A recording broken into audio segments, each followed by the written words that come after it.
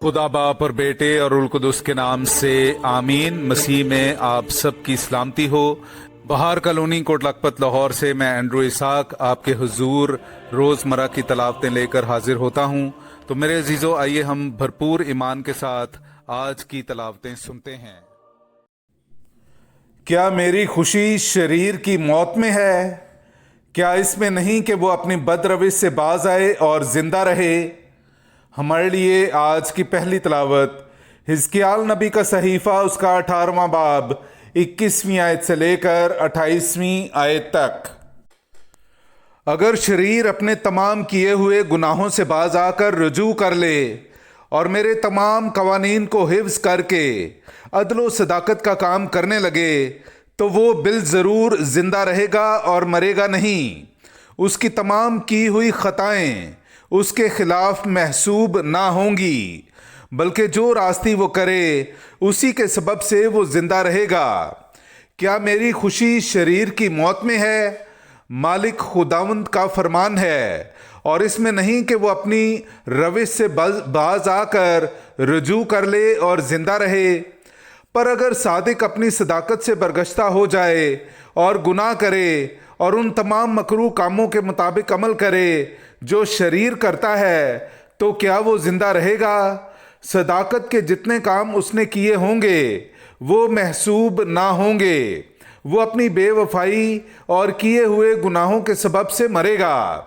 फिर भी तुम कहते हो कि खुदावंद की राह रास्त नहीं। ए इस्राएल के घराने, सुनो तो, क्या मेरी राह रास्त नहीं? क्या तुम्हारी ही राहें नारास्त नहीं है? जो सादिक अपनी सदाकत से बरगश्ता होकर गुनाह करता और मरता है, वो अपने किए हुए गुनाह के सबब से मरता है। जो शरीर अपनी गुज़श्ता शरारत से तौबा करता और अदलो सदाकत का काम करने लगता है, वो अपनी जान को बचा लेता है, चूंकि उसने सोचा और अपने तमाम किए हुए गुनाहों से बाज आकर रुजू कर लिया। इसलिए वो ज़रूर जिंदा रहेगा और मरेगा नहीं।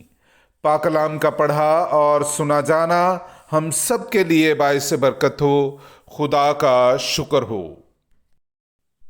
मेरे अजीज़ों, आइए हम आज का जमायती ज़बूर सुनते हैं। ज़बूर नंबर 130, उसकी पहली आयत से लेकर 8वीं आयत तक।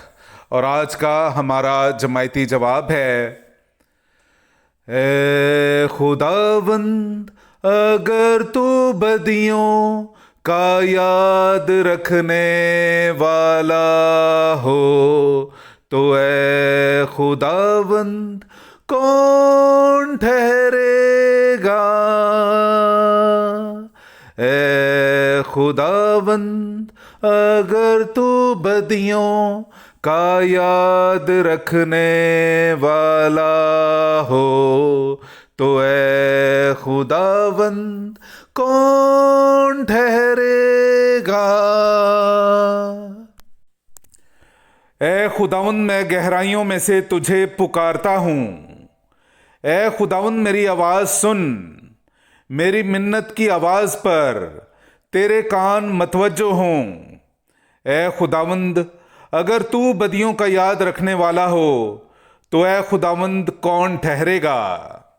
जमायती जवाब, ए खुदावंद, अगर तू बदियों का याद रखने वाला हो, तो ए खुदावंद कौन ठहरेगा? लेकिन तेरे पास गुनाहों की मगफरत है, ताकि अदब से तेरी इबादत हो। मैं खुदावंद पर भरोसा रखता हूँ। मेरी जान उसके कलाम पर उम्मीद रखती है। पासबानों की निस्बत जो फजर को देखते हैं, मेरी जान खुदावंद की ज़्यादा मुंतज़िर है। पासबानों की निस्बत जो फजर को देखते हैं। जमायती जवाब, ए खुदावंद, अगर तू बदियों का याद रखने वाला हो, तो ए खुदावंद कौन ठहरेगा? इसराइल खुदावंद का ज्यादा मुंतजिर हो, क्योंकि खुदावंद के पास शफकत है और उसके पास कसरत से फिदिया है, और वो इसराइल का फिदिया देकर उसकी तमाम बदियों से उसे छुड़ाएगा। जमायती जवाब, ए खुदावंद अगर तू बदियों का याद रखने वाला हो, तो ए खुदावंद कौन ठहरेगा।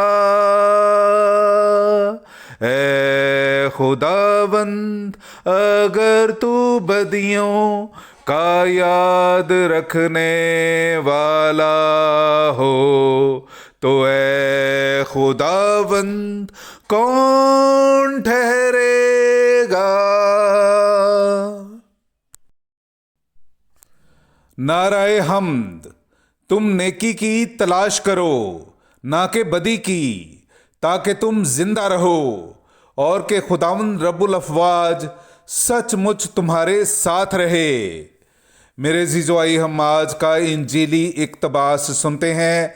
इंजील मुकद्दस बामताबिक मुकद्दस मत्ती उसका 5वां बाब 20वीं से 26वीं आयत तक।